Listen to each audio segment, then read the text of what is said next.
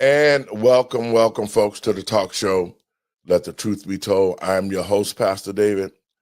And, folks, we got a great show. We're going to have the women on the panel today, and we're going to discuss the 300,000 women who lost their job, Black women who lost their job from April up until now. And also the Living and Driving While Black Foundation has taken a case out of Panama, Florida, where two women were discriminated against and lost their jobs. One supported the other, and she was retaliated for telling the truth, lost her position. So if you ain't got nothing to do, call your friends and let them know. You're listening to Let the Truth Be Told Radio. I'm your host, Pastor. Now come on in.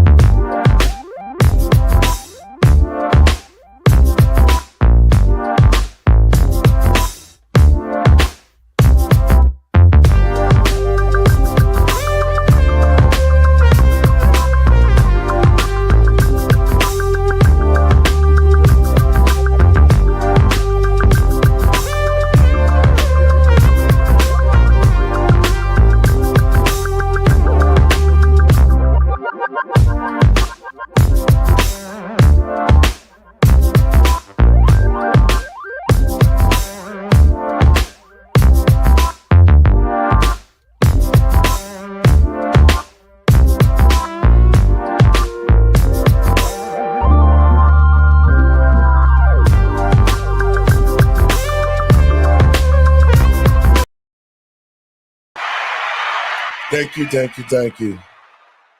And welcome, thank you. And welcome to the talk show, Let the Truth Be Told. I'm your host, Pastor David. But first, let me give all praises to God and my Lord and Savior, Yahudah, for having me this morning and waking me up. Folks, we had a great show last night, and I want you to continue to share it around to our new station, letthetruthbetold.lycom.com. Today, we got another great story. We're going to talk a little bit about the 300,000 Black women who were terminated or laid off and how DEI played a role in that. But first, we're going to talk about two women who worked at the Navy agency down in Panama, Florida. These were ladies who were well-educated, a lot of accolades, and they were fired from their job because of discrimination. And I think that that's something that people don't really take a look at anymore. Discrimination is alive and well, especially in the federal government. And so in saying that, folks, I want to get my panel in. We got an all-lady panel today, y'all. It's going to be off the chain. Hey, Chris. Hey, Pastor, how you doing? I'm here now. Everybody's in? Yep. Yes. Folks, like I was saying during my monologue, we have Miss Patricia Dowdell and Miss Debbie Carnell.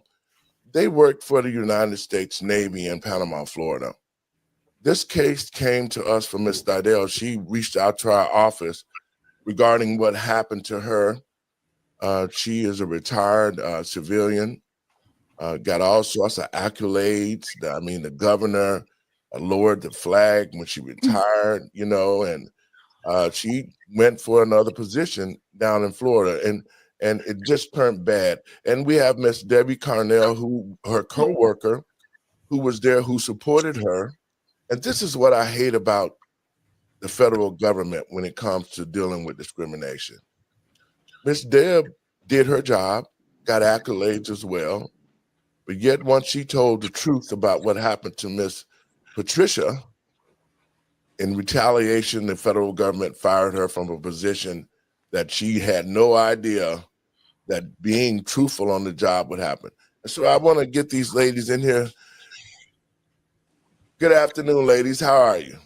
Oh, just fine. How are you? I'm good. Now, let's start with Miss Patricia. Miss Patricia, let's talk a little bit about, because when you contacted our office, when I talked to you, I could feel the the stress and all the pain of losing this job. But what I felt the most was the discrimination part. Talk about what they did to you that led up to you walking off this position. Yes, yes. And first of all, I wanted to start and provide some clarification. I was not fired or terminated. I decided to resign from my position. Okay. And prior to accepting the position in Panama City Beach, I had retired from the federal government. I had worked 30 plus years for the Department of Defense, with the Army, the Air Force, and this time it was with the Navy. So I retired out of Fort Gillem, Georgia in 2017 and decided to go back to work last year. So when I went back to work, I took a job that was not commensurate with, with what I had done before, but I just basically wanted to get back into the system and serve the military in whatever capacity I could do. So I went there, and upon entry, the environment became very toxic, and I didn't quite know what was going on. And it was interesting because on my first day of work, I was introduced to the staff. I was the only African American in the organization, the only African American in the entire building. And after I had my initial introduction with the staff, Ms. Carnell, later told me, later had a conversation about what one of my coworkers said about me. So Deb, I don't know if you want to join in and talk about what you heard on that first meeting that I had.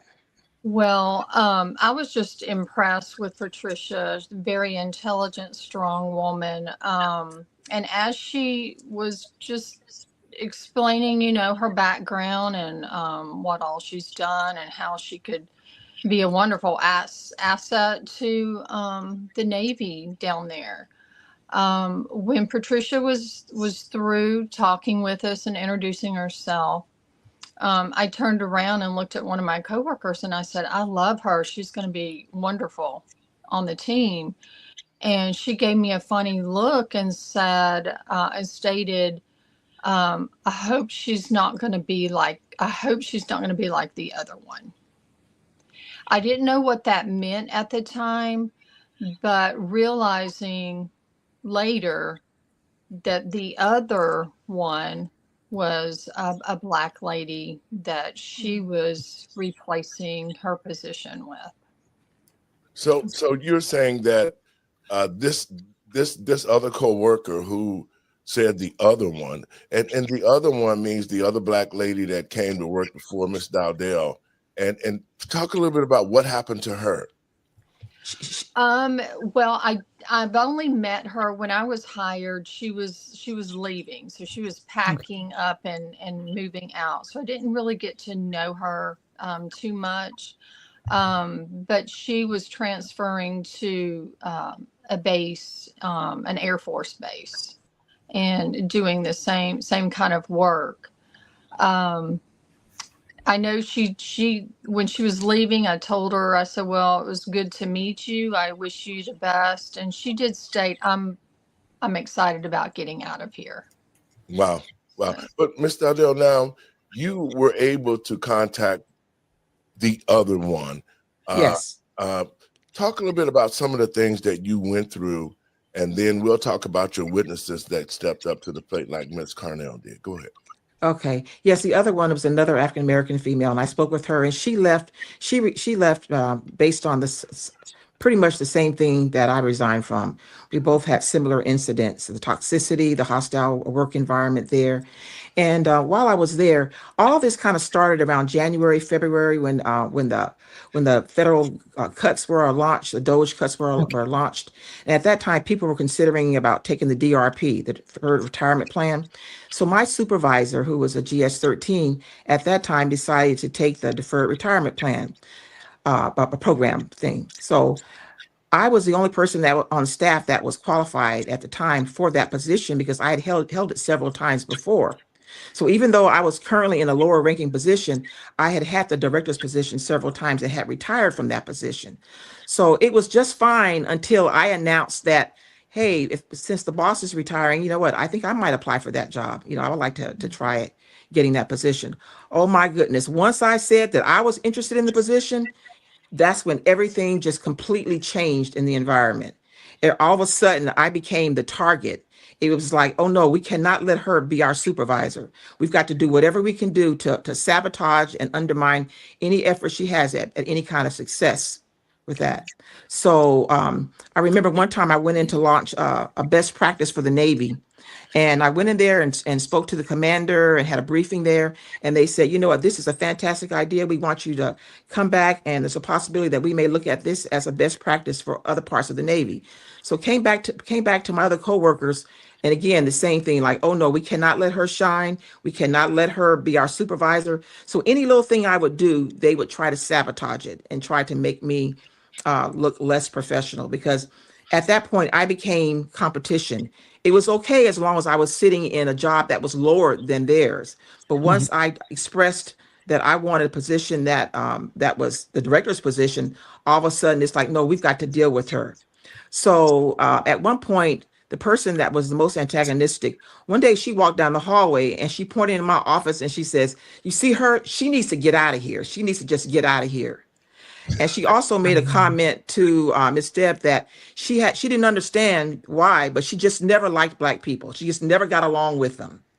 So here I am coming in there, and I'm getting ready to apply for the supervisor's position.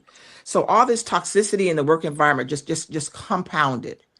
And there was an investigation that came in, and this person was relieved for several things. One of them was based on bullying in the office and the racial attacks that she had against me. But, one of the things I learned in this was that, it's never just one person. There's usually more than just one person in the work environment that stimulates all of that gets all that going. So even though she left, and went her way, there were still other aspects of people in the office that continued and perpetrated that same type of toxic work environment in that workplace. So it was like every day that I came to work, I felt that they were trying to intimidate me. I would come in the office and they would always just make sure that their political views were first and foremost. I never expressed mine. In the federal workplace with the Hatch Act, you have to be very careful about expressing your political opinions in the government work environment. But they felt free to do so in that environment. So just feeling constantly like on edge. So one day, I'm actually from Atlanta, Georgia. So I came to Atlanta one weekend. I took some time off from work and went to my office. And I was there with Miss Debbie Carnell and two of my other coworkers. And we're there, and just opening up my office door while they're all standing right there. Open up my door and my office is completely trashed. There's someone had knocked over my coffee machine. Coffee granules were all over the room. I had three different awards that I had gotten from the federal government. I received the Lieutenant Colonel Aide de Camp from the state of Georgia, from previous former Governor Nathan Deal. That was on the floor. I had an achievement medal, commander's award. All those awards were on the floor. I had some commander's coins that were given to me by general officers. Those were on the floor.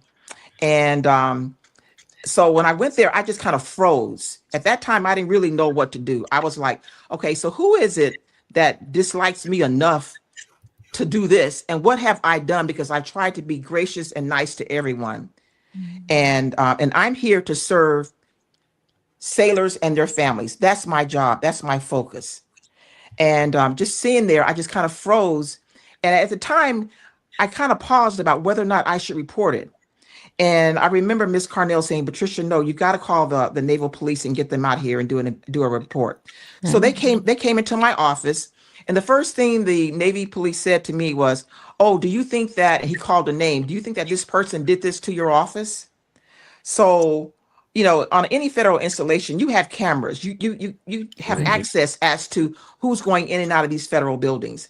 But no one from my chain of command, no one came and said, we're sorry this happened to you. Can we provide any more security? And I also want to mention too that there was no key control in the building. So in any government facility, it's imperative that you have key control. So in that particular office, anybody that came in there had access to the key box. Yeah. We all had access to each other's offices. So no one, to this day, I don't know who did it, but at that time, I became very uncomfortable coming to work. just simple things like, if you have a cup of coffee and, you want to put it on your desk. Okay, if someone was bold enough to break into my office and trash it and throw all my stuff on the floor, should I put a cup of coffee on the desk and go to the bathroom? So these are the type of things that Mhm. really cause a lot of stress for me. And there was one particular incident that I remember when all of this happened, all this stress happened. I remember my blood pressure rose to like 200 over 114. And I remember calling Miss Carnell and saying to her, Deb, look, I'm on the phone. Hang on the phone with me, because if something happens to me, I at least want to have someone that can call 911. Right. So it was just a lot of intense Yeah. stress and pressure, um, basically for someone just coming in wanting to do a job. Now, again, I wanted to state that, I came into this position, with over 30 years experience in Air Force, Army, with a master's degree in counseling and in human relations. And I still went through all of that type of stress. So it wasn't a matter of qualifications. It was a matter of, we just don't want someone that looks like you in this position, period.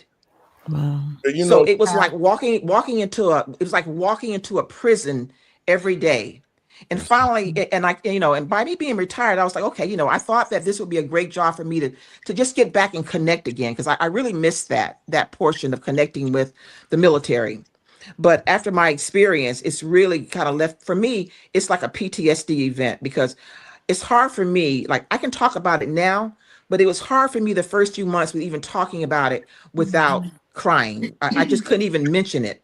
I know I would mention it to Deb and other people, and I would just immediately have an emotional response, Yeah. because I had never been treated quite like that. Now, I've had some experiences working for the federal government those 3 decades, but this one really was the one in Florida that just catapulted into something that was unrecognizable Yeah. that Can I I ask went a through. question It was or two? Since the lady that was the initial queen bee of the Mean Girl clique inside of the Yes. office, since she left and she pretty much resigned, you can't go after her. So because she don't Yes. work there anymore. So what steps do you take? Is there a chain of command? Because I know their chain of command.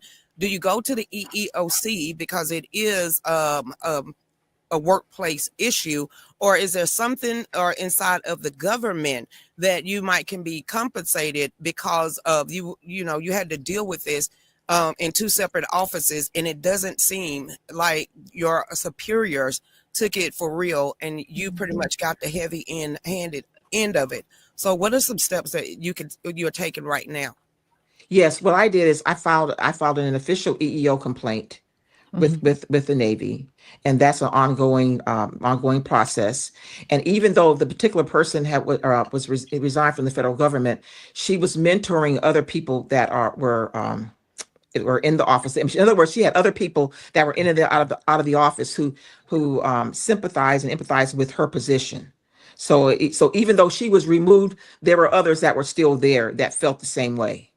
And Mhm. also, if you don't mind, Patricia, me mentioning this, when Patricia had left, they let this individual come back on base during the middle of the day while all of us were working.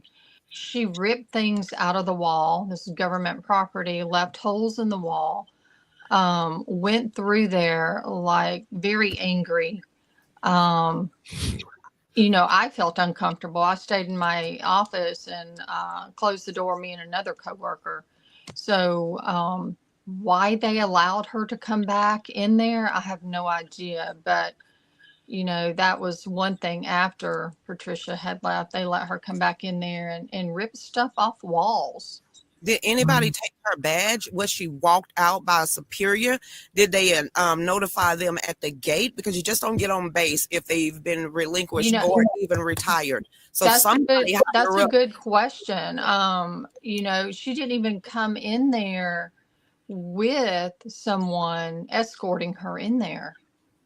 So no one even notified that the gate that, you know, she's no longer working for the facility, even if she did resign. So I'm going to ask you this, because this sounds like an inside job, but she knew a lot of people up high. Yes, That's what I was yes, gonna say. absolutely. Yes, New that's, people. She had yes, a buddy system on the inside, yes, and she sounded like yes, the one that ran the actual place. So yes. Spot on, Lucretia, spot on. That's exactly what happened. Yes. Doc, what I do have a else? question. Was this actually filed with JAG at all? Did JAG get No, involved? well, okay. Well, I don't while all this was going on, there was a commander's inquiry, like a 15-6 inquiry, where they had a quote outside person to come in and conduct an investigation. So that person talked to each one of us individually, and then they made a recommendation to the commander. And the commander, you know, whenever they make those kind of decisions, of course, they run it through their JAG office for concurrence. Okay. So once they ran it through the JAG office, I guess it was recommended that the person was forced to either resign or be terminated. Right. Uh, Okay, because I mean, this can become a civil matter as well. Yeah, It and let, already let is. You me guys are share, let civilians. me share this little piece too. So after Patricia had left, because me and another coworker got very close with Patricia. I felt like I needed to have her back, protect her. Anyway, me and the other coworker by the XO was served with a what's it called? Letter of reprimand. Yes, and he Really? accused us of during the time that we were investigated, in the investigator's note, that we stated, now both of us stated that Patricia leaned left. That would have never come out of my mouth, for one. She's a friend of Wow. mine. And the other coworker was accused of the same thing. We were been reprimanded for 2 years because of that. And It's he just was not That has but nothing that's to all do covered with your in, but job. And like you guys said before the Hatch Act, I'm like, what are we exactly. talking about? And I felt so bad. To this day, I feel awful that Deb Carnell and my other coworker both received letters of reprimand based on something that the command thought that I did. And in addition, Miss Deb, who was in a GS-11 position, was also terminated. Yes, that's what But I they had wanted to to put get into. something Yeah. in your jacket. I mean, they got to put something in your jacket. You got all these damn awards. You're coming down here and you're finna sit here and set stuff on fire. And she has never been reprimanded. They went through the chain of command and said, you know what? You're going to have to do something in order to make you. They just padded your jacket. Pretty much what they did. So basically, both of them got letters of reprimand, and then when I filed an EEO complaint, the EEO officer came in and she conducted her investigation and she interviewed a Deb. Almost immediately after Deb was interviewed, she got called in and was terminated from her GS-11 position working for the federal government. A week It was now it's also important that the point is brought up that prior to her termination notice, she had been called in and given a good performance appraisal with a performance award of, what was it, Deb? Almost $3,000, $2,600, almost something like that. $3,000. It was $2,686 is what I got. And And so the this XO himself, now this was back in July. He shook my hand and said, "Good job. You've done a good job." So the day that he fired me, he called me into the conference room. He leaned forward, very intimidating, leaned forward, looked at me and said, "I'm letting you go. Do you have any questions?" And I said, "Yes, I do. Why?" And he said, "Because you didn't meet my, what was the word, Patricia? I can't think. expectations. Yeah, you don't meet my expectations." 3.5 weeks after giving you a performance award and a good performance appraisal and telling you that you did a good job. Yeah. They're trying to clean up their tracks. Yes. They're You know, when trying to tie up loose ends.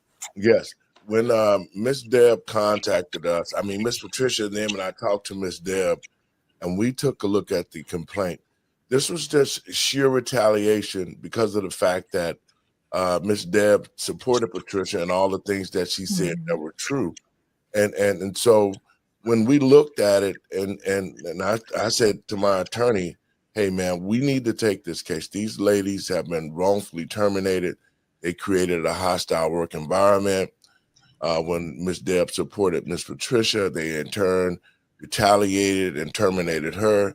The fact of the matter that she had all these accolades and was awarded, and both of these women were well qualified and beyond, who have been decorated by the other agencies. How could she just go so bad in less than 30 days and just got a huge award and a performance? Doc?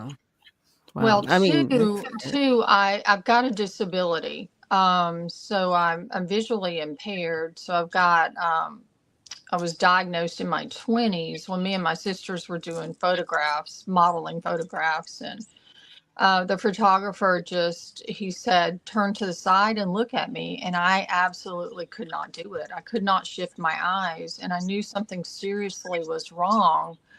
But I didn't give up. I knew that God was going to be with me and he was going to walk with me. And I went to school. I was thinking, I'm not going to let this defeat me. I'm going to be the best I can and serve God in whatever direction he wants to lead me to. So I found myself out in Portland, Oregon. I worked downtown as a therapist for 4 years. And it was during the time during, the riots. It was back in 2022. And I walked the streets trying to get the homeless, get them into housing, helping people with heroin addiction. I was on a mission, and I wasn't going to let my disability stop me.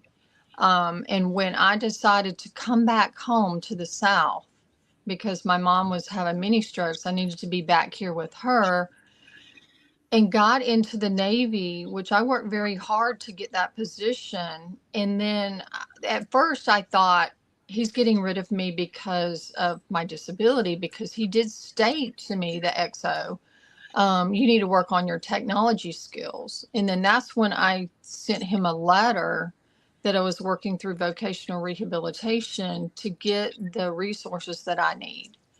At that point, I was just trying to save my job and, just save my position. But I really knew deep down that this was retaliation. Well, I wanna talk a little bit about the EEOC.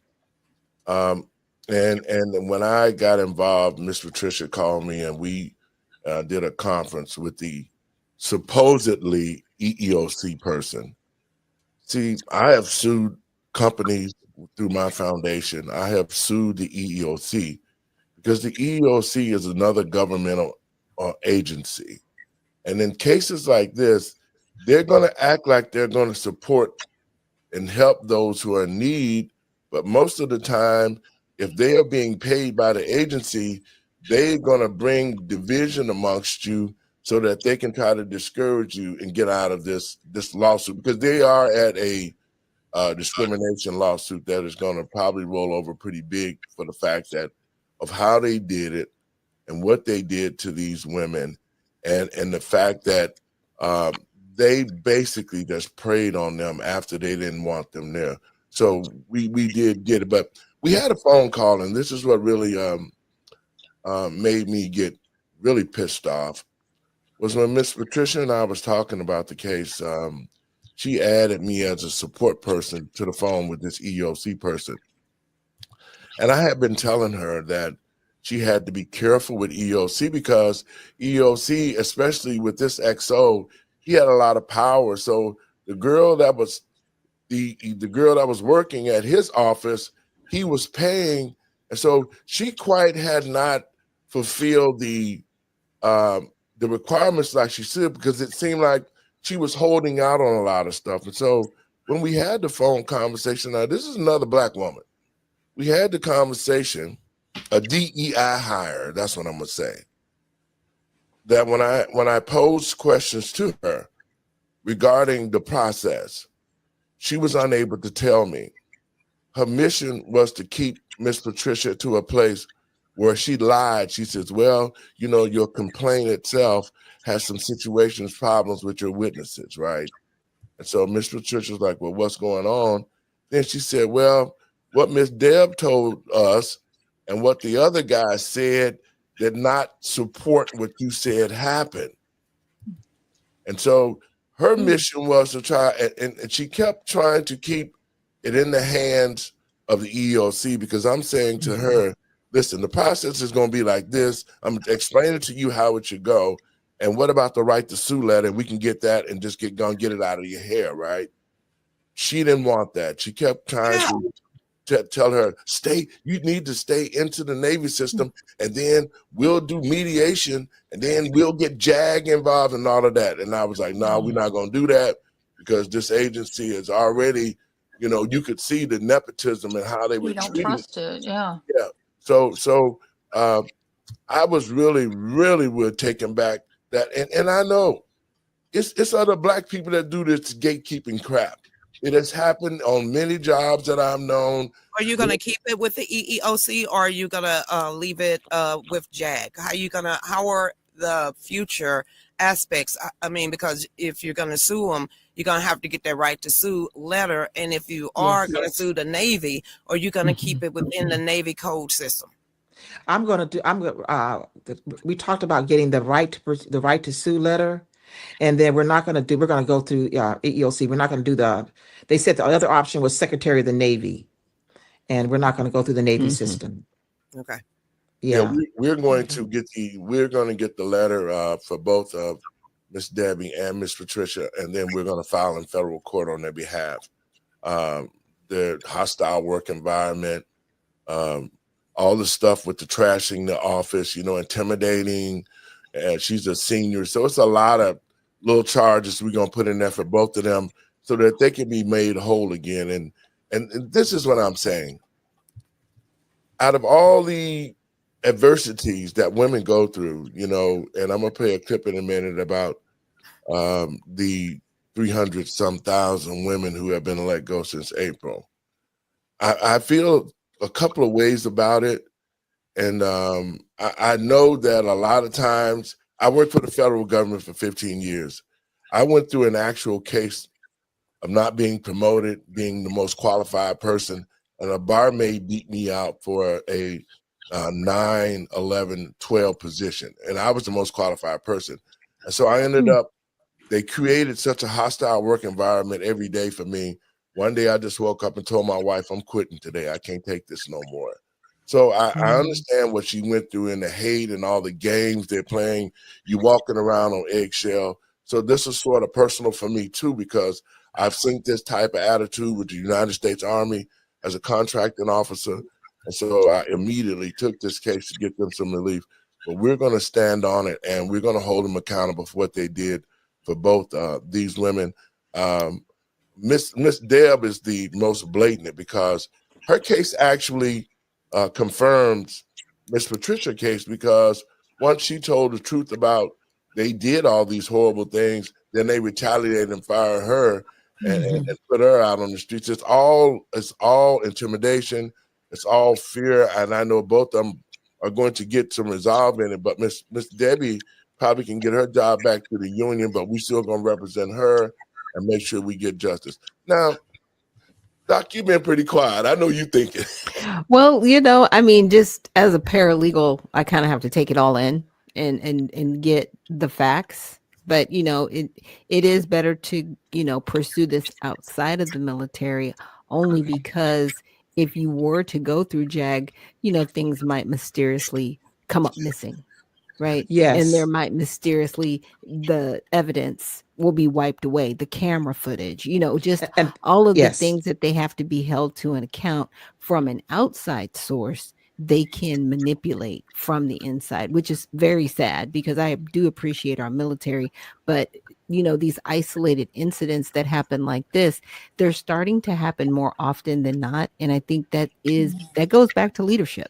Right. Yes. Pete Hegseth, you don't answer for this directly, but these are individuals in the chain of command that need to be dealt with.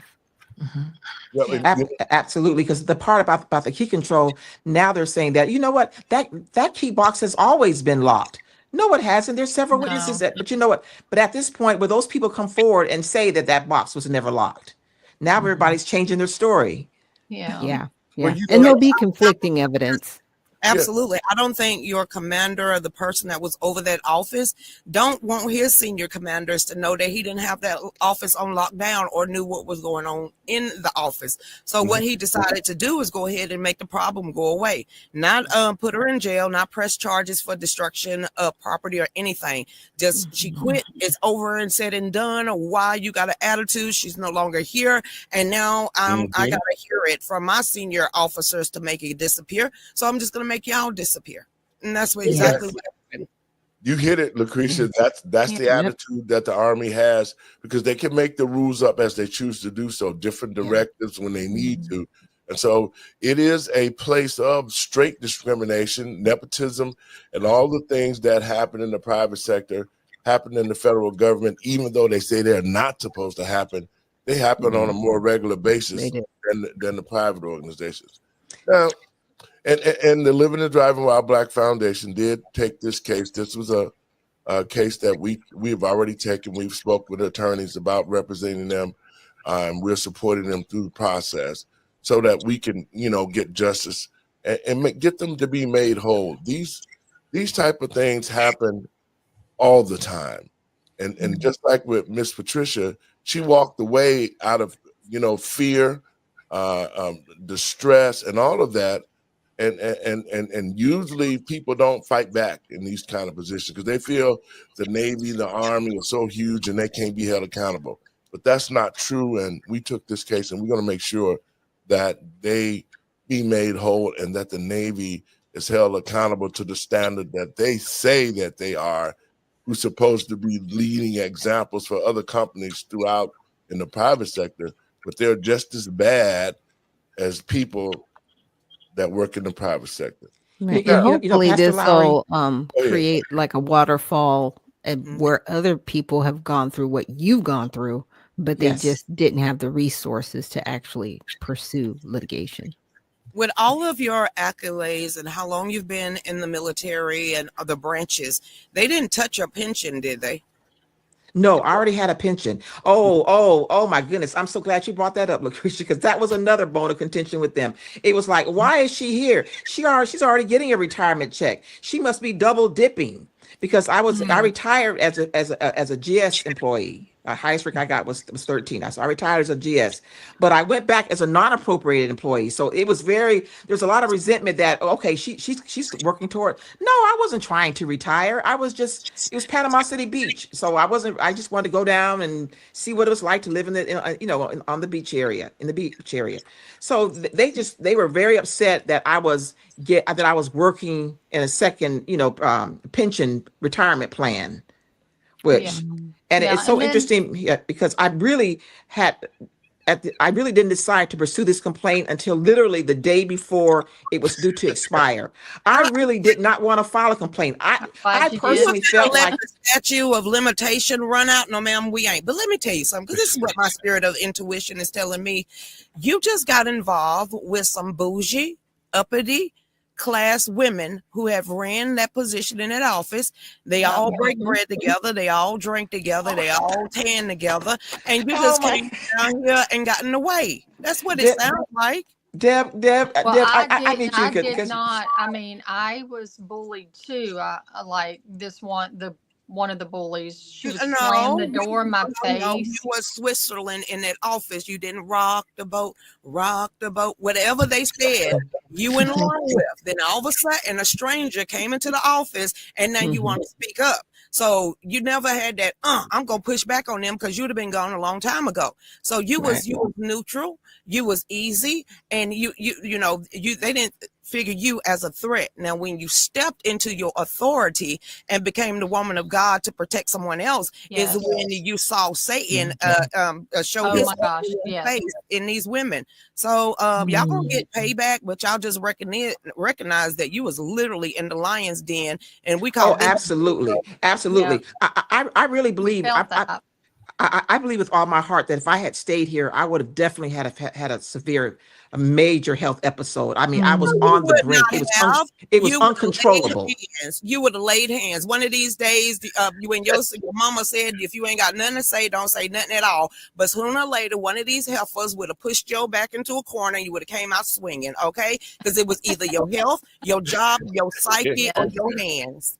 And I just decided just to walk away. But the reason why I filed the day before it was due to expire was that, I said, something, Patricia, you have a pension, you've done your 30 plus years, but you know what about that other little young African-American, super smart young lady out there that's doing all the right things. She's checked all the right boxes. She's out here. She's in this same workforce, the same environment that you're in. How is she going to fight that fight? If something happens to her, what is she going to do? And I felt that it was incumbent upon me that, Patricia, you can't sit back all because, you finished your 30 years. There are a lot of folks that are behind you that need to know that you're strong, you're resilient, and you're going to fight. And you're going to bring it to the forefront. You're not going to let this go. Because my daughter is also in the federal government. She's an LCSW with VA. And she's going through, sometimes she goes through different things on the job. And I did it for her. And I did it for the other Black women behind me who are working in federal and corporate positions, who are going through that type of toxic environment, despite having all the check marks already checked off. You've already done those things, but you walk in there and you're qualified and you're Black. And let these women know they hate a paper trail. Keep all documentation. Keep all videos. Keep all paperwork. Keep, even if you got them on recording, because one thing I learned working for the feds for 10 years, they hate a paper trail. Oh, yeah. That's the first rule, Lucretia, is make sure you have a paper trail. Because if it's not documented, it never happened, okay? Right. That's how the Army.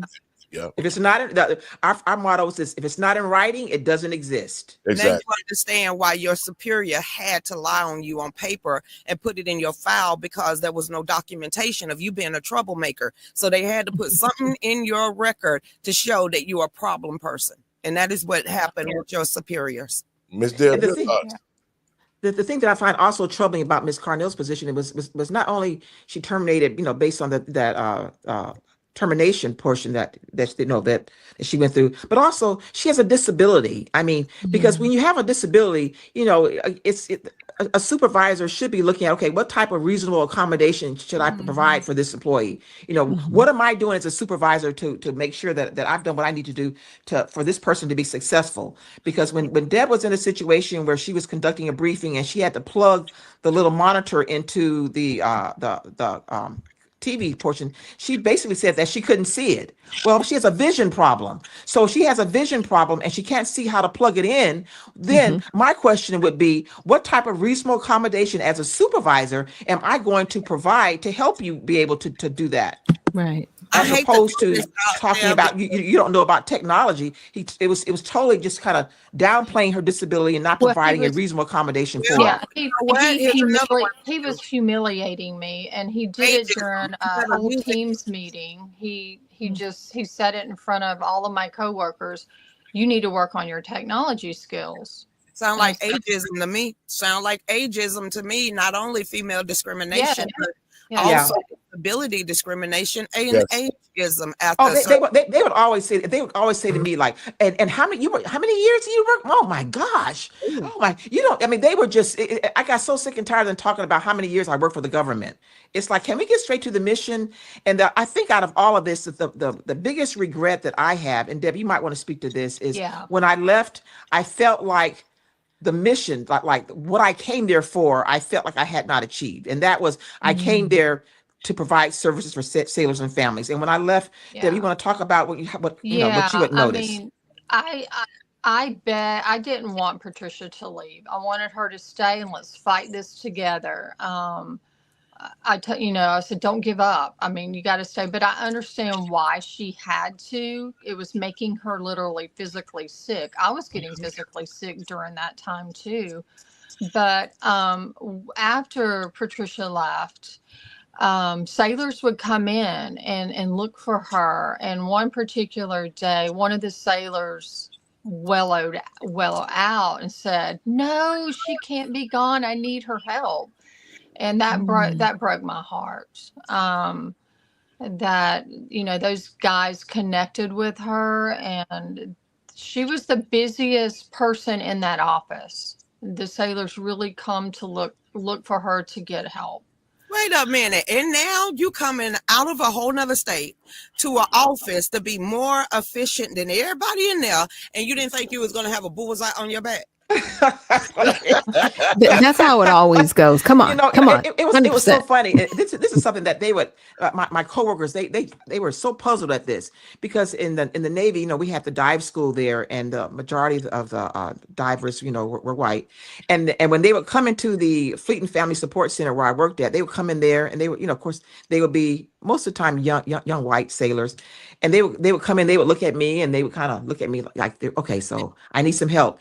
And by the time they walked out of my office, that we would be laughing. I'm asking about the kids. We're talking. They're coming back to see me again. So what my motto was this, that they would come in as strangers, but they would leave as family. Because they had a lot of stressors in the military, a lot of things they were dealing with. And sometimes, by me having a master's in counseling, they just wanted somebody just to talk and connect with. And I loved doing that. I mean, I would seek them out. And was she cute? I mean, I'm just trying to figure out where the jealousy came from. Was she cute? Was Deb? So the troublemaker that sat in the front, she liked to stir the pot, and she was young, and she would dress provocative. Oh, here we go. There's it. That's it right there. She liked it. She wanted the attention. Yeah. And the attention was not on her. There was no longer that spotlight position. Yes. Okay. Correct. So that answers a lot of questions. And like I said, we've taken this case and we're supporting both of these ladies. We will be filing lawsuits for them to make them whole.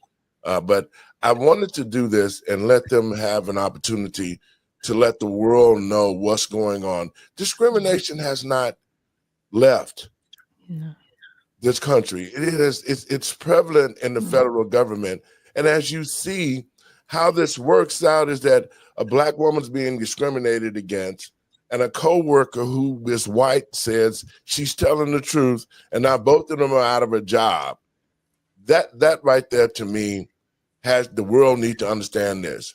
Until we as Americans see each other at the same place, even though you might not think that, then we will never see discrimination go away, because we're always going to have that one person who has some kind of ideas like this lady did to attack both of you.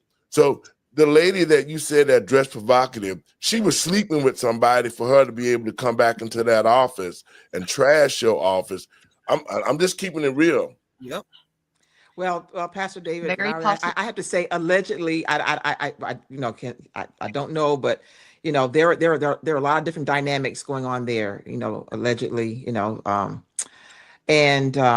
she was. Yeah. Okay, you might not can gossip, but honey, my womanly instinct is normally on point. And it sounds like, you know what? She had a good thing going there for a while, and a real woman walked in the building and she was intimidated. So you just look at the accomplishments that you have already strived to do. Look at how you help the sailors and the Navy fellas have that familiarity of comfort and guidance. They're never going to forget you. Yes. They're just going to be paid. I was like a mother to them. I really was a mother figure, to them. They would come there in their young 25-ish, come sit down with me, and their favorite name for me was, they would call me Miss Pat.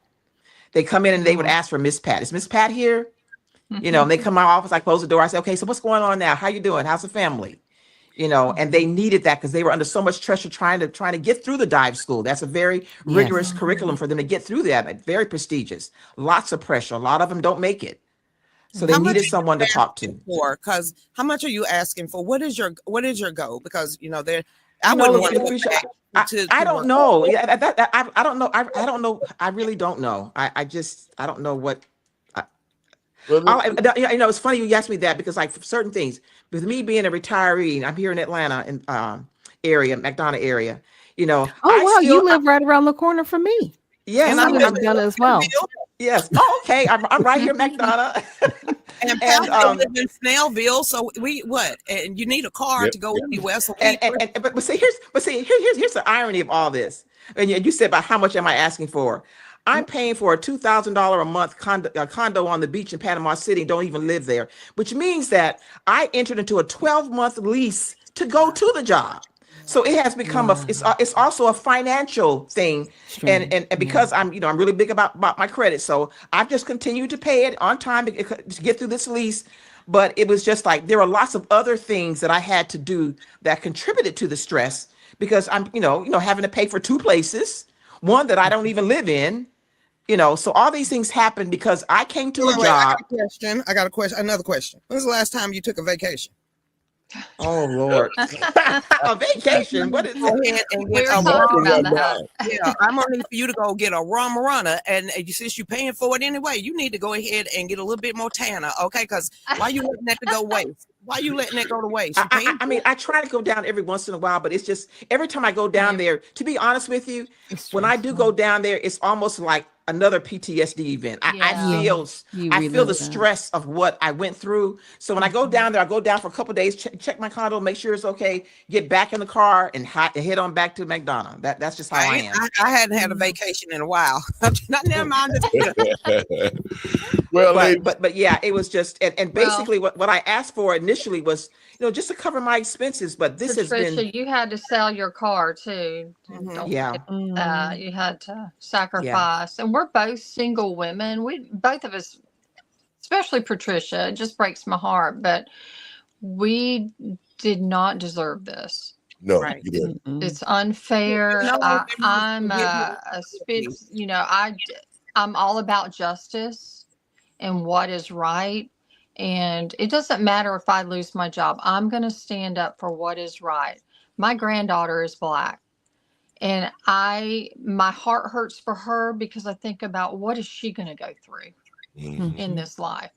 So I wouldn't change a thing. I'd still have Patricia's back because what was done was so mean and so unfair.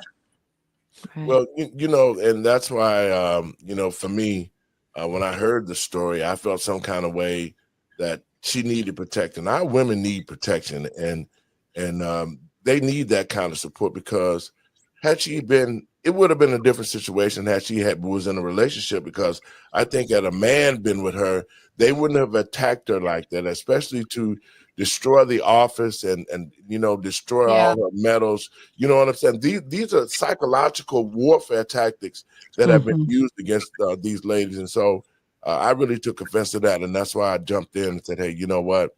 Let's get the lawyer online so we can start talking and get the support that we need so we can.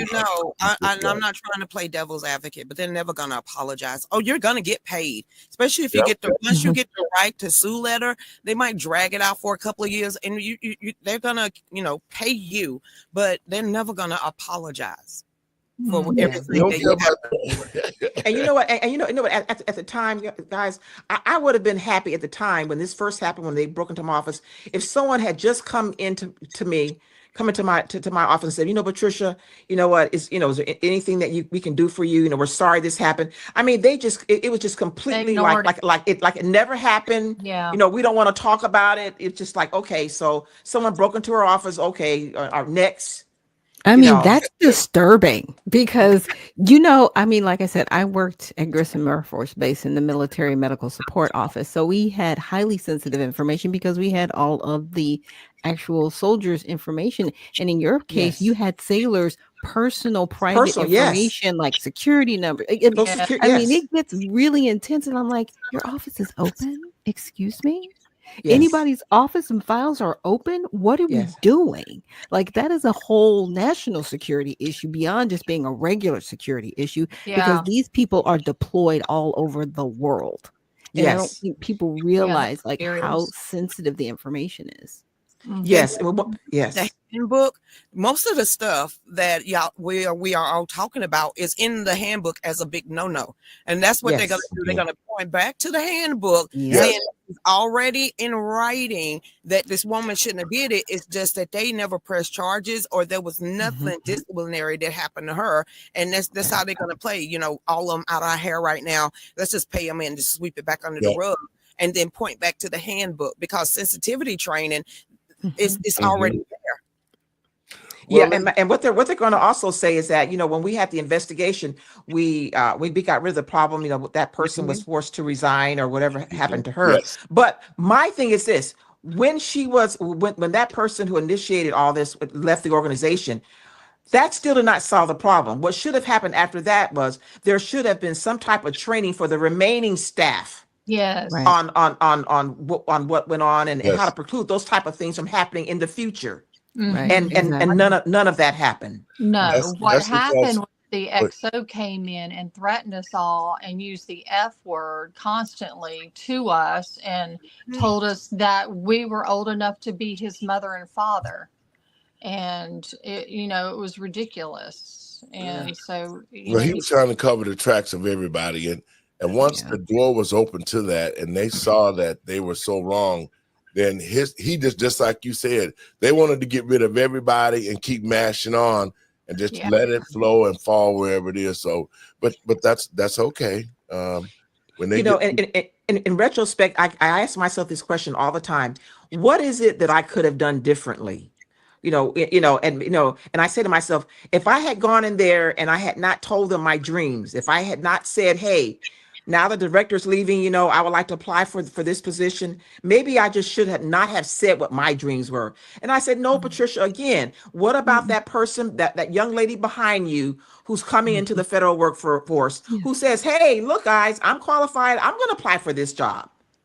Right. So that's something that constantly. And normally in work positions, women don't always talk about their dreams and stand up for themselves, right? Men do, and it's usually okay for men to do that. But when women do it, there is a backlash. That is something that I studied when I was in college, and I'm like, that's very sad, but it's very real. Yes, it was definitely a backlash. I mean, I was just and my other coworker.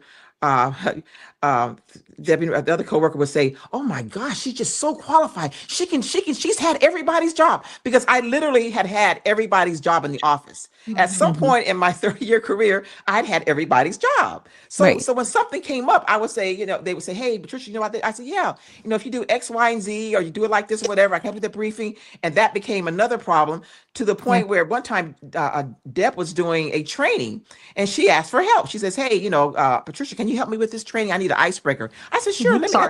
On the fly, I came in and I did an icebreaker with her.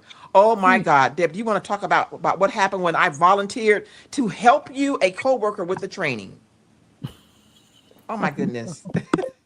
They basically she was called in by her supervisor and counseled on, why did you ask Patricia for help? Because that's what you're supposed to do. But that's the other fear, right? Yes. Because you knew all the positions, you knew everything that people were supposed to be doing. Yes. So if they didn't do the right thing, they could be held accountable. Yes. Yeah. I like I said, I've been there. Miss Deb, are you still there? Can you talk? Can you hear me? I don't know if she can heir us, because I know my system kind of kicked me out. Okay. And then our system kicked us off on one of the pages too. So that's normal. Okay. So let's move right along. We're gonna help both of these ladies. We're gonna file lawsuits for them. We're gonna make them whole with our attorney Anthony Parike out of Chicago. And we're gonna make sure that this doesn't happen again at this agency for anybody to follow. Now here's the fun part, y'all. Let's go. Here we go. All right. Over 300 Black women. 300,000. Wow. That's a larger number. 300,000 Black women were laid off. Wow. Through the DEI program. Okay. So when President Trump came in, his mission was to end DEI. Right. And I want to say this. in certain cases, DEI was a detriment to workers. Because let's take a look at what DEI did. DEI allowed Joe Biden and Kamala Harris to hire a transportation secretary like Peter Buda that had no experience and nothing. And when it was that time he took the office, he was just there holding up, the stuff getting into the United States. He had no clue on what to do. DEI hires was the energy person, the guy that was gay, that was walking around with the dress on, stealing people's luggage out of the airport. DEI has been a program associated with affirmative action, which I hated both of them, but I hated affirmative action because the 10% of the hiring of a minority, they created white women as a minority. So black people and black women never got those positions. And when they did hire one, that person was just a token to say that the program worked. Mm-hmm. So when affirmative action ended, DEI, they just changed the name and shift the money over here because during the time Joe Biden got in, let me take it back another step. When Barack Obama got into office, he created DEI because affirmative action was being thrown out. And when he created DEI, there were a lot of unqualified people. See, DEI was used all across the workforce everywhere. For teachers, whatever position that it was, DEI was made available so they could put a whole bunch of homosexuals into our schools. This is why pastors don't like DEI. Because when you use a program like that, you do not get the best qualified person. You're meeting a requirement that has been set forth in this situation, and most of the time, the people that get these positions are not qualified for them. So DEI is a blessing and a curse, but it never benefited Black people or our Black sisters. So well, it was a part of an ESG scoring system from the United Nations. So it was part of the scoring system. So if you wanted a higher ESG score, then you had more DEI hires because it contributed to your score, very much so like a credit score. So people would look at your ESG score and go, oh, okay, maybe we should give them lending and funding, or maybe we should help support them in other areas. So it was very nefarious the way it came about, and now it's really hurt and damaged people on the back end. Mm-hmm. Lucretia? Can't take an easy way out. I was learning if you work hard, show your merit, you'll get places in life, not just because you're a Black chick. I did not earn it. That's DEI for me. Okay. Now I want to play a clip, and I'm in the Tigers Den. I got all these beautiful women in here. So I'm gonna be careful. I'm gonna play a clip concerning DEI. I'm gonna play his first clip, and we're gonna discuss it. Hang on. Back, well, there is a troubling shift in the American workforce that is hitting close to home. According to the Bureau of Labor Statistics, 300,000 Black women have left their jobs over the past 3 months, and experts are calling it a silent crisis. That's right. So 11 Alive's race, culture, and religion reporter Danielle Nottingham dug more into this report. Danielle, you spoke to women who are experiencing this loss. I mean, 300,000, that's a huge number. What are you learning? The numbers are very, very shocking. And what I was learning about the women I spoke to today, is that they feel like this is another moment where Black women have gotten the short end of the stick. And just to look at some numbers, the national unemployment rate right now is 4.2%. For Black women, it's 6.8%. I want to stop it right there for just a second. I'm returning. Don't you think that her dress is about to come off her behind sitting in that? She should not be wearing a skirt that short. Like, what are we doing? Pants, ma'am. Pants. Always. If you're going to be in a high top chair at a desk where you're going to be seeing pants. That's all I got to say. Oh, I'm going to put it back on. Go ahead. So we've heard the numbers, and I think now it's time that we put a face to the crisis. 300,000 Black women gone in just 90 days. And behind the numbers are real people like Jamie Pleasant. It is disturbing. It's beyond surprising. It's extremely disturbing. When people looked at the list, it was all people who look like me. It was pretty much, I won't say all of them, but it was predominant. The majority of us look like me. Jamie worked at the Centers for Disease Control and Prevention and says her dismissal in May wasn't just unexpected, it felt targeted. You want to believe in this day and age that things like that are still not going on, that we are targeted, given the impact that we make, given what we bring to the table, given our education, given our expertise, given our commitment to the roles. But at the end of the day, if it has to be me and Sally, it's Sally. Allison Todd tells a similar story. She was let go from the United Way in June after 10 years. Another highly qualified professional suddenly without a job. We have a bright light. Most of us have double degree, advanced degree. I have my graduate degree. We have experience beyond experience. Experts say the mass exit is driven in part by budget cuts in the federal and public sectors and the dismantling of DEI programs where Black women historically have held positions. A Black woman is resilient, no matter what she's been through. As a Black woman, you have to be. And what I found was a lot of us were managing up. Is that what it is when you manage the people who are in charge of you? Sharing information with them, onboarding them so that they could successfully let us go. Allison is now turning to entrepreneurship, helping business owners build their own companies. And Jamie is returning to the job market, optimistic for her future. I just want to encourage those out there in my same situation to, don't give up hope. There's still a need for us. Just wake up with a purpose every day of knowing that you bring value. And it's also worth noting that Jamie graduated from Clark Atlanta University and has a master's in public health with epidemiology as her specialty. So we're talking about very qualified, very educated women who are finding themselves on the sidelines when it comes to employment. Yeah, and especially after spending so much time and so many years in those fields, either you have to pivot or if it's specialized, where do you go? So it does create quite a quandary. Yeah, one of the things Allison said that did not make this piece is that, when we have a birthday in the office, they give you a cupcake, they cheer you on. And she was like, my last day, everyone was just distant. It was like I didn't even exist. Wow. Yeah. Well, we are certainly hoping that these women land back on their feet, even in better positions than they were before. Yeah, So we're speaking definitely. for them. Danielle, thank you so much. Thank you, guys.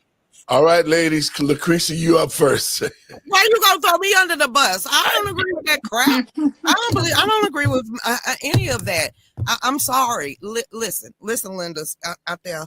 Y'all, me sitting back here doing a show on a nightly basis, all I heard is them shouting and parading DEI when it was the downfall from the beginning. Nobody read the fine print of what they was actually trying to accomplish, and it wasn't for the Black race. But somehow those was the loudest cheerleaders was Black women, and they were the first one on the chopping block. When we sit back and talk about this, that it's a detriment. It's a damn detriment. Now, hindsight's 2020. I don't understand it. Why are you complaining now when you was out there on the front line shouting for everybody else but your dang old selves? And now that you see it that came into fruition, what are we supposed to sit back here and do? Just get, like Joe Biden said, learn the code. He done threw everybody else under the damn bus out here in the real world, America. And now that you have to wake up and realize this stuff ain't handed to you and you really got to scrub and scrape and you thought you was going to die there? No, ma'am. No, ma'am. No, sirs. This is another affirmative action that flipped around and gave a bunch of pedophiles, a bunch of confused ass people, higher positions than real women that went out there and busted their tails all their life. But the real women were shouting for fake men. I ain't getting it. And now that these fake men and these fake people and came in and stepped on their toes and they're younger than them, they trying to figure out what happened. You rooted for the wrong people. There, that's where that stop asking me because I'm gonna tell you straight, and I probably hurt somebody's feeling, but damn it, why are you rooting for somebody else when you should be rooting for the just cause and the foundation of your own community? Yeah, So and it's truly sad, and it's what you're saying. And the organization CDC, it was on its way out as well as the United Way, because unfortunately the CDC has been compromised. It was compromised a long time ago, but it was a failing organization because it stopped being accountable to the federal government. And that was from the HHS down, dealing with the FDA, dealing with a lot of what's going on now. And so it's unfortunate that this many jobs have been lost, but it is a cautionary tale. You cannot just rely on any job nor the government, right? guess We what? are Right living now, in an economy where you have to be self-reliant, they period. finna slice and dice more professional jobs at the federal level because it Yes. got loaded so fast. So when all these people out here start looking for positions of power and realize they don't have it, it is not our fault anymore. Miss Patricia, your thoughts? Okay. Again, having worked for them for a few decades, Yeah. I really kind of feel like, Black women, I believe, are number 4 in terms of getting benefits from DEI. The ones who are getting the most benefits from DEI are white women. But when you think about DEI, we automatically kind of think about Black folks benefiting from that. Now, Black women are the highest demographic of those who are losing their jobs. The highest demographic of those who are getting jobs are white men. Yeah. So Black women are losing jobs and white men are gaining jobs. So I want to just to kind of be clear on that And most of fact. those white men wear dresses, they wear wigs, and they go in women's bathroom. Yes. Yes. And off. at a lot of times, I remember in my career, walking into back in those days, walking into, if you were GS, even 11, 12, 13, everybody was a white male, so you're walking in there and you've got to look at who's making the decision. If you've got 10 people on the table and you've got you've got to cut some people there. You've got this mandate from the president that says you got to let so many positions go. All right, you're the one. You're in that position of power. You're that manager. You're that 15. That SES. Who are you going to cut? Are you going to cut the person that you play golf with on the weekends? Right. Are you gonna look at Patricia, who Patricia's a good person. She does a great job, but I got to cut somebody. So you know what? And I want to play golf with Jim on this weekend at the country club. So let me go head on and I'm going to cut Patricia. So my concern is how are we vetting this process? Who's making this decision? It's not just about, and at this whole DEI thing, it's not just about Black women. Who's making the decision about how they're being cut? It's a qualification. Are you gay? Are you a them? Are you a they? Are you a furry? Are you transgendered? Because during the whole of the DEI, those are the ones that went Geronimo man. So he just told you about Pete Hegseth. He put on a fake boob bra saying that I'm feeding my newborn babies because I decided to be the woman of the situation. You got somebody up there in the Navy that legs spread out like this, knowing that's a straight up man, but y'all need to salute him as a woman. Right there, it allowed to happen within the last 10 years.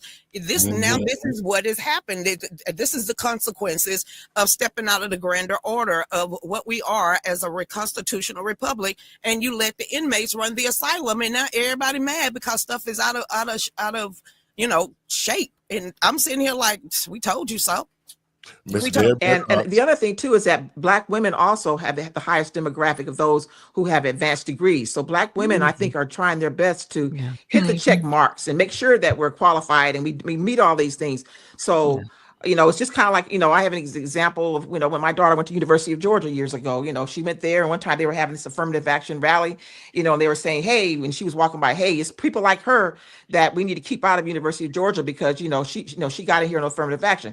Well, my daughter was a National Merit Scholar, so that wasn't how she ended up at University of Georgia with a couple degrees. But this but that's the kind of stuff I'm talking about for those of us who are qualified, who have who've made those sacrifices, gotten the right kind of education and check marks and experience. Those are the people I'm concerned about because those are the people that look like me who are not sitting at the table when the decisions are made about who's going to be let go. Right. Ms. Deb, you want to throw something in there? Yeah, I'll throw something in here. It just proves that our work is not done. That's right. This world is out of balance, and we need to fight for what's right. And what God created, He created. So we need to go back to the basics and realize that we are all equal. But when it comes to a job, they need to look at who's most qualified to get this job done. Yeah. Right. And you know We what? don't need to look at color, I want sex, to apologize age. to y'all's too. I want to, it's not easy working 30, 40 years. And we know how we was raised. At the end of that, it's the white picket fence, it's the pension, it's everything, not drama, not heartache and pain. So I apologize because Sally Sunrises decided to hate on y'all and destroy y'all lives. And now the powers that be just want to clear their own conscience and make y'all go away. And that is not right on no matter what spectrum you on. Well, you know, we have to hold those accountable who put us in this situation. There was two things that I said about this. I detest DEI because the most qualified person aren't given the positions that they deserve because of all of the experience they have. And then you put somebody in the position like Barack Obama did. See, when he created the DEI thing, it was not for even the white women. It was for the homosexuals. Yeah. Those group of programs were put into the school system. We saw here in Chicago, and I'm working with these Black teachers. I've been working with them for over a year now. When Barack Obama created the DEI, they got rid of all the Black teachers that was teaching the children phonics to get the scores up so for the state and all like that. They turned around and fired all of those Black teachers, put them on a do not hire list in Chicago where they can't get jobs, but then they filled those positions with homosexuals and lesbians and all those people who were not even qualified. And that's how we got this whole LGBT thing in our schools teaching our children, and the children can't even read or write, but they can tell you who a pedophile is. They can tell you if they want to be transgender. Y'all seen it. It happened under the Biden administration. It was part of what Barack Obama did because he laid the foundation for these people to be put in those positions. And once Biden got in, they pushed it out on everybody. And this is what we got. And this is what we see. But it did something bad for the Black community because the Black community has been continuously under attack. First, Lucretia, like the other day, you said Black men were taken out back in the 60s, right? Thus, it pushed our Black women to stand and be the firm one in the families to try to feed the kids and so forth. But then the feminism from that put our women at a different place where they was walking around talking about, I don't need no man. I got my job. I got my money. I don't need no man. And thus that separated the Black family. And so now the position that we're in is this. This move hurt a lot of Black families. Yes. Those women were breadwinners. I'll give you a moment. Those women were breadwinners no matter what. But the sad thing of it is that I was a previous contracting officer for the federal government. And when I left the federal government, they started saying as long as you got a college degree, you can get a six-figure salary. And we had a lot of people who had college degrees in dog catching, liberal arts, things that didn't require a lot just to get a piece of paper. As long as you had that paper with no experience on doing nothing, you could get a job in the federal government. And now that's the telltale sign because just like this lady and Miss Patricia K, she had no clue on how EEOC operated, but she was there in the job, in the capacity of doing what she was told by the leaders just to keep their job. So that's my thing on that. I want to play a clip and I want to get your thoughts on this and then we'll talk about that. How you doing? This is Adam Post. Black women are losing jobs at an alarming rate. And they're not losing jobs because of discrimination. Well, not on the way out. They're losing jobs because of discrimination on the way in. DEI hiring has multiple victims. The people that should have been given an opportunity, as well as the people who were hired that may not have been qualified. Well, let's just say this. Looks like they were not qualified. I got this story from a tweet from Benjamin Crump. Benjamin Crump, who is a civil rights lawyer, and he gets involved with a lot of media cases where he claims racism. Here's a tweet he put out. Black women lost 38,000 jobs in April, the most of any group. Economists say this sharp rise is tied to the administration's anti-DEI agenda. Black women are sadly paying the price. This is more than just a policy. It's harm. When he says this is harm, he's saying this is like an actionable lawsuit somehow. He's trying to dream up, how could I have a class action lawsuit on behalf of all black women and sue everyone in the world, or at least the federal government, saying you're firing them because they're black women. Look at this disparate impact. It doesn't work that way. If it did work that way, he'd have his lawsuit. Here's the article he was referencing, and this is from Afrotech, and I have covered things from Afrotech before. There's a whole subculture of, we're not just going to give you news, we're going to give you news and information from a DEI point of view. That's Afrotech. That's Essence. That's articles like this from Refinery 29. Black women are leaving journalism, and it's a huge loss. And it makes sense to have some kind of cultural point of view in a specific niche, but when it comes to law, when it comes to fairness in the workplace, it really doesn't have a place. And I do want to say these numbers are correct. Black women are losing jobs at an alarming rate. It's numbers that are coming from the government, but they're not being targeted or singled out because they're black women.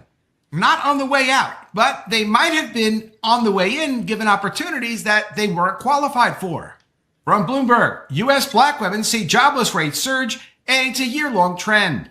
And I understand there's diversity, equity, and inclusion hiring. I have done like more than 100 woke shutdown videos. I've done several on DEI and diversity hiring.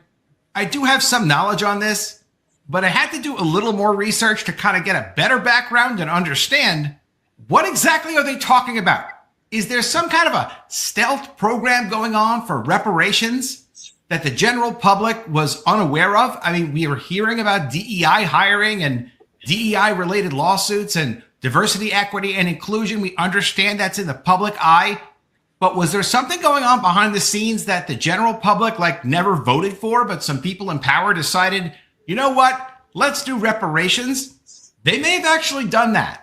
This is from NBC News. Much of the black middle class was built by federal jobs. That may change. For the last several decades, federal jobs help black workers find stable work with guardrails to prevent bias, but mass cuts are threatening decades of upward mobility. Was the federal government running a jobs program as stealth reparations to give opportunities to people of certain specific skin colors and just them? The Griot is another one of these DEI cultured websites. They say this: Trump's elimination of federal employees could shrink the black middle class. Black federal workers find themselves being disproportionately targeted through a combination of DEI cuts, employee buyouts, and layoffs executed by the Trump administration. Now, folks, I want to get y'all thoughts on this. Who's up first? Well, here's the thing. It backfired in a bad way.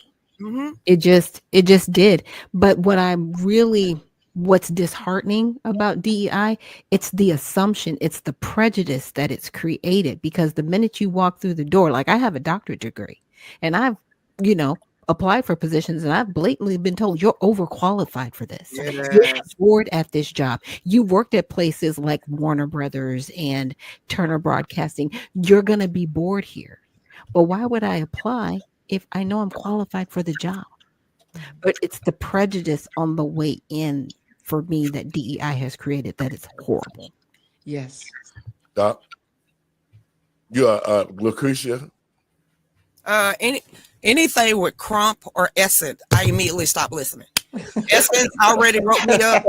He kissed my natural word Patuki for that one, and Crump, the new race pimp of the 80s. I don't care about that because he's doing more damage than good to the black community. So my grandkids are biracial. My grandmother and grandfather was the first interracial couple in the state of in Jackson, Georgia, which is commerce area. I ain't getting down with that crap no more. Either it's about God, family, and how we can rebuild our country. We got enough race pimps out there that ain't doing nothing but continue to bring in that gulf that is wider and wider, and we'll never come together. So I don't deal with those type of people. I'm trying to make it to heaven, and heaven ain't gonna be segregated. And to bounce off what you all are saying, Black women are getting these jobs again because of the education piece. A lot of them are very qualified. They're the demographic that have the highest number of advanced degrees. So of course, if you're looking at qualifications, you would certainly you couldn't overlook the Black woman getting an entry into the workplace. Right. And my concern, I know, talking about the Washington D.C. area, where a lot of those federal workers have lost their jobs. You're also looking at a high foreclosure rate for Black households, because those women are also holding down households. So you're looking at the whole foundation of the Black family in those particular areas who are head of households, because the majority of Black households are headed by Black women. So now these jobs are gone. You got a high foreclosure rate. Your foundation is gone. So it's going to be interesting to see what type of impact that's going to have on our future as we move forward. But I want to be clear: these DEI hires, maybe they were hired because they have the highest number of graduate degrees and higher level education to be sitting in those positions in the first place. Well, Right, but go ahead, Ms. Deb. Yeah, I mean, I agree with all of you that have spoke. It takes me back when Patricia was hired. Our supervisor, our manager, said she's coming on board. She has the credentials to take my job, which she was the manager. She took a lesser job. Well, why does that matter? She can apply for whatever she wants. But she did hire her. But when Patricia wanted that position, majority of the white ladies in there had a fit. So there is a racial content there. Yes, I agree that we are all created equally, but we're still in this crazy mess of, hey guys, let's just accept who we are and let's give that position to somebody that can do it. right. Well, Deb, when you said that I know that our supervisor said, she's very qualified. She can take my job. She can do my job. Mm-hmm. Well, that kind of set the It set the tone for the tone. whole. It sure Right. did. It Right, sure exactly. Well, with some of guys, for me, I believe in the best qualified persons get the job. yes. I don't Absolutely. believe in a handicap, because there's ways to misuse that handicap. Yeah. And that's the purpose of DEI, was to replace experienced workers and put inexperienced workers in position. That was part of Barack Obama's plan to put the homosexuals into the workplace so that they can control things. But it still backfired for Black folks, because a lot of Black folks did come into those programs and got those federal jobs who are not experienced or who was not the best candidate. So the discrimination occurred, just like he said, coming into this, because you took somebody that was really experienced, who qualified for the job, and you cast them out, and you put somebody in that had very little experience only because of the DEI said that we need these type of person in place. All right, Pastor Laura, I just have to say this. Again, I kind of grew up in the federal government system, and I have to say that like a lot of the GS 12s and 13s and above in the federal government, say white males, a lot of them would basically have a high school diploma, and that was sufficient enough for them to get in those positions back in the 80s, so to speak. Yes. A lot of them had high school diplomas. Now, throughout those 3 decades that I worked, very rarely, I'm trying to think, was there ever a time that I met a Black woman that had that type of position who had a high school diploma? You didn't. We sat across the table from men that had high school diplomas who were our supervisors. So now those particular, that demographic, now a lot of them are retiring because, they're in my age group now, so they're retiring. Right. So now those positions some of those positions are going to be replaced. So now we're looking at, so who's going to replace that workforce of people that had those high school diplomas that are now exiting the federal government? Because we're getting rid of the Black women that have the graduate degree. So we got to replace them with somebody. Now you have this demographic of white males who are replacing now the fastest rising group to replace everybody that's leaving the government. So they're benefiting from that. So I just want to just kind of look at that counterpoint that, there's a whole, back in the day, the people in those high graded positions in the federal government did Right. not look like Black women. No. That's something that just came about maybe I'd say a couple of decades, but it wasn't that way. It didn't start out that way. So we're kind of. It was like So probably the mid 90s because that's yes, when that was in the that was mid the 90s. push. Exactly. That's what I was going to. Mid 90s, it started to shift. Yeah. And so now you've got those guys are retiring. Now it's time for some of those people to start retiring. Those ladies that got in the mid 90s, they're getting close to retirement or wanting to retire. So you know what? Why don't we just go ahead on and force them out, get rid of them, and bring in a new demographic to replace them? Yes, ladies, and I want to play another before we get out of here because we're getting close to the time. But I wanted to play this and get your thoughts on it. Real F around and find out moment is here. A lot of people are looking at the Black community thinking that we are the recipients and benefactors of DEI programs and affirmative action programs. And I know affirmative action is no longer, but whenever they hear the term DEI or they hear the term affirmative action, they look to the Black community thinking that we are the benefactor. Now, here's some information for you. The #1 recipient of DEI are white women. Yes. That is according to the U.S. Department of Labor. And others fall under that group, under the minority group, the ethnic minority. #1 recipient under that group are Latino and Hispanic Americans. #2 are Asian Americans. #3 are Native Americans. #4, individuals with disability. #5, veterans. Okay? And #6, the LGBTQ plus community. And guess who comes last at receiving DEI benefits? Guess who comes last? That's right. Black Americans.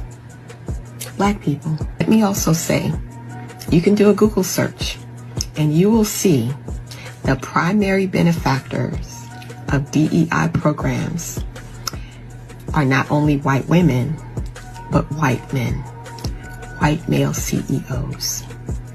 Those are the ones who have benefited the most from DEI initiative programs. Wow. Ladies, your thoughts. Wow. Who want to be first? Well, and it's true, you know, like Gavin Newsom said, if it's true, it's true. And it is. And it's unfortunate. But again, they created this caste system for all of us. Mm-hmm. And they need to get rid of it. And they just need to call it what it is and get back to a merit-based system. If it's going to be merit-based, then it's going to be merit-based. And if there's a predominantly, you know, part of the population that has these degrees that you say that we needed to go get to qualify for these positions, then those should be the people that get the positions. Period. Lucretia? We the people told you so. I shouted this out when they was parading all these sisters across the screen. I said, you know, that ain't gonna happen, right? You know, that's not gonna happen. They sitting here with the, wanting a whole new voting block. Workers, they're gonna open up the gates. John Podesta sat there and told you, don't worry about the Black community. We'll give them $20 more in the welfare program. And let's go ahead and have a taco bowl. Hispanics first, open up the floodgates. So that wouldn't call open up the border. Asians, yeah, they get the visas, honey. They get the visas and the high paying jobs. Then we have Native Americans. Well, you know, the Trail of Tears, they got to get their reparations from somewhere. Then you got the disabled people who should have been first, right up there with the veterans. And then way down here with the loudest voices that it's going to help our community is always the last people to get served. Isn't this, I mean, Malcolm X kind of told you in the 70s, but it don't seem like nobody was paying attention. Miss Patricia. Progressives are the worst thing to happen. Well, I just think that it was a drop the mic moment. What she said. I mean, I concur with everything that she said. I mean, it's we're the last to receive, and my concern is, who's benefiting, and she basically said that it's white males are benefiting from this DEI. Miss Deb, your thoughts? David, I honestly did not know all of that. I guess I'm just in the dark with it, but I did not know. I didn't know it was layering down like that. Well, kind of you did, because you have a great spirit and you have a great aura about you, and you stepped in a person's life because you knew it was wrong. So you knew. I know right from wrong, definitely. So it was in here, and you stepped out on faith is exactly what you did. I did. And it's just, how are we going to change this, guys? Get the word out there. We're going to have to scream it from the mountaintop. We've got to change. You're going to do what you're doing right now, what God commands you to do, and you're going to get out there and you're going to witness in his name. And you're going to build your community, and you're going to teach your offsprings, and they're going to teach their friends, and their friends going to teach their friends. And this is how we do it. We, the grassroots, everyday ordinary people, going to have to start back banding together and stop allowing this caste system. It ain't, it's a caste system. Either you got money or you don't. You either got power or you don't. Either you play golf or play tennis or you don't. If not, then you're going to struggle just like the poor whites, poor blacks, poor Hispanic, poor all of us. It's how much money you got in your pocket is how much you're going to advance in life. Right. It's speaking of that caste system, there's a book by Isabel Wilkerson called it talks about the caste system.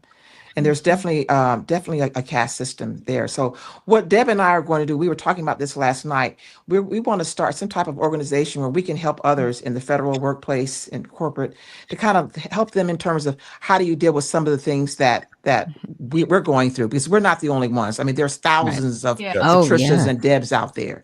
So it's just kind of like, so we need to really think about how to move this agenda forward to reach out to others that are going through. It's beautiful because out of adversity comes innovation. Yes, absolutely. Absolutely. And no offense with y'all talking about it. It seemed like God already prepared you for all of the knowledge and wisdom and experience to go ahead and start your own, 501c3. So I think y'all already got the basis, and now you're just going to fund it and found it. And it's Yes. But I ask myself all the time, Lord, why did you bring me to Panama City Beach, Florida? What was, I mean, I came there to do a job, and it just turned into this big whirlwind. What are we doing? Why did you bring me down here? Patricia, good things come out of trials. That's right. God can use this to do amazing things with you. And we can change this world if we can get together and just be honest and have faith. We can move mountains. When you're on one accord. Now, ladies, when you're getting something powerful started, make sure there's no Liliths in your crowd. That's right. Yeah. And so, folks, in saying that, I really appreciate everybody's time. Lucretia, Doc, Miss Deb, Miss Patricia. We're going to fight, and we're going to get justice for you guys. We're going to try to make sure that you be made whole. But I wanted the American people and patriots across this country to see exactly how our women feel about different situations. And this panel has been great, just as good as the one that we normally have for other shows. And we need to keep this going. We need to keep informing families and American citizens about what's going on the inside, so that we can get justice. Thank you, guys. Thank you, Miss Patricia. Thank you, everybody. Thank you. Thank you. Thank you, Miss Deb. Ladies, those are some strong women right there. They're going through a lot right now. They lost their jobs, man. They're going to have a powerful voice. So they start her 401c3, 501c3, whatever of compensation she's about to get, she can use half of it in the foundation of her ministry. That's what we're gonna call this, her ministry. Yep. And absolutely, she's gonna use that money to help other people. So I think they already know. Y'all, I said y'all too. Y'all just help them foundation going. And I want to because I was thinking about this show. I said, man, I'm gonna have all ladies on the show. So, but we want to keep it up because I want to start talking about, social issues. I want you guys to think about how we need to start bringing the family back together. Yeah. That's the mission for the Black folks. Your last words, Lucretia? Honey, please. My grandma said, now we know why in soul food that the one with the most money was the one that was always hated. Now we see why she got her attitude. Sometimes family just use you. Can we be the family that we are growing and making ourselves? Because some people, and that's actually blood kills you quick. Yes. Let's go ahead and have our family and build our family with the love and the foundation that we establish in. Because if we drop them now and we don't have them in our business, there's a reason God didn't allow us to bring them into this journey. So right now, God is bringing this foundation of our family together.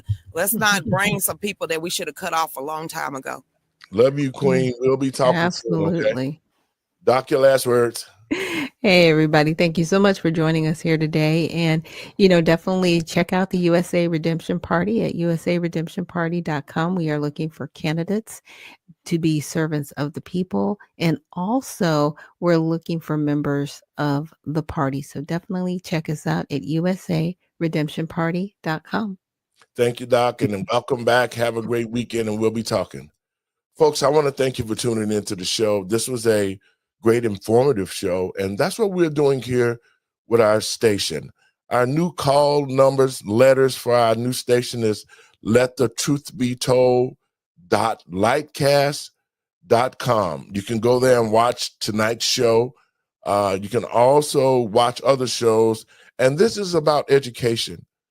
The Living and Driving While Black Foundation and the Let the Truth Be Told networks are going to put information out there that you can take a look at and that you can learn from and that you can see all the things that need to be seen so that we can make this country great again. God bless you. Have a great weekend. It started this Thursday.